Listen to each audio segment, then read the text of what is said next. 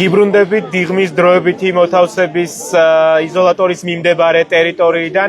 აქ იმყოფება ნიკა მელიას მამა ანზორ მელიას, რომლის კომენტარსაც ჩვენ ახლა პირდაპირ ეთერში ვეცდებით რომ შევთავაზოთ ჩვენს მაყურებელს. ბატონო ანზორ, მოგესალმებით, მთავარის პირდაპირ ეთერში ვართ.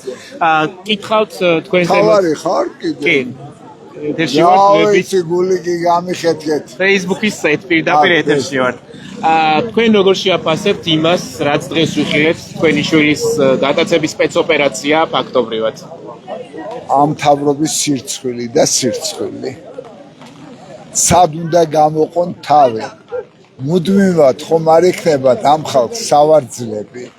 ხომ იქნება შენ ის არის მომენტი. ხომ უნდა გაიარონ ქუჩაში რამოდენიმე წლების შემდეგ. როგორ უნდა გამოჩნდნენ რა, რას უშვებიან ხალხს? ეს გატაცება იყო რა, ნიკა იმალებოდა სადმე?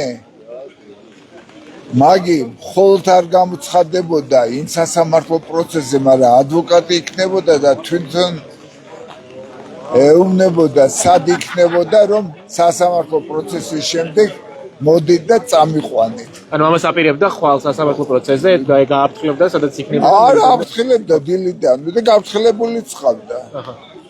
იცოდა სად იქნებოდა რომ ისინი მოსულიყვნენ, მაგრამ არ უნდოდა იქ მისულიყო რომ ხალხი გაეწვალებინა. არა მარტო მოქალაქეები, არამედ ის საცოდავი პოლიციელებიც, რომლებიც რამდენი იყო ზურას დაჭერის დღეს. სასამართლოს ეზოში არ უშვებდნენ ხალხს და ამცირებდნენ და ნიკა ამას ვერ აიტანდა და ამიტომ გადაწყვიტა ეს.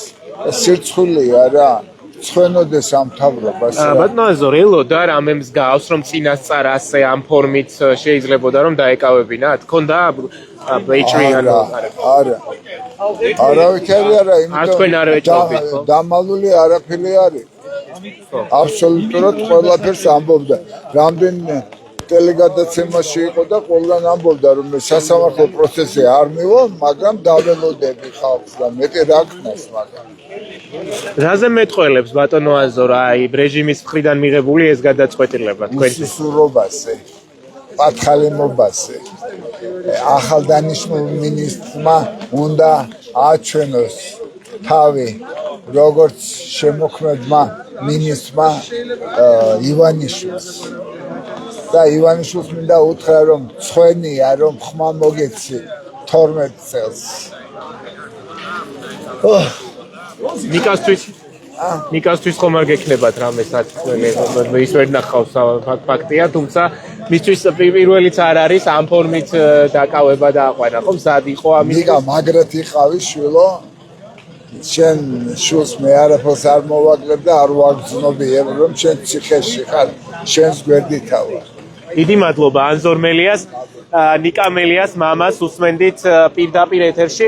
ცოტა ხნის წინ იყო მცდელობა რომ ადვოკატები შესულიყვნენ ნიკა მელიასთან, რომელიც ადასტურდა რომ იმყოფება დიღმის დროებითი მოთავსების იზოლატორში. მარიკა არევაძე, ნიკა გვარამია და გიორგი კონდახიშვილი ცდილობდნენ რომ შესულიყვნენ, თუმცა როგორც უთხრეს ადმინისტრაციიდან, რამდენიმე წუთში აცნობებენ მას ექნებათ თუ არა უფლება რომ შევიდნენ და მოინახულონ ნიკა მელია და ელოდებიან იურისტებიც რომ შევიდნენ და უფრო მეტი დეტალით ჩვენთვის ბუნებრივია მას შემდეგ გახდება ცნობილი რაც დატოვებენ ადვოკატები დიღმის დროებითი მოთავსების იზოლატორს. შეგვიძლია ნიკა გვარამია აქ არის, შეგვიძლია მას ვკითხოთ. ბატონო ნიკა, პირდაპირ ეთერში ვართ, ისე ვკითხავთ.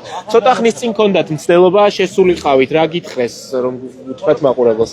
აქ არის, დადასტურდა რომ აქ არის, უბრალოდ ჯერ შესახლების პროცედურა არ დამთავრებულა. ასე ამბობენ, ოღონდ რამდენი საათი მიმდინარეობს?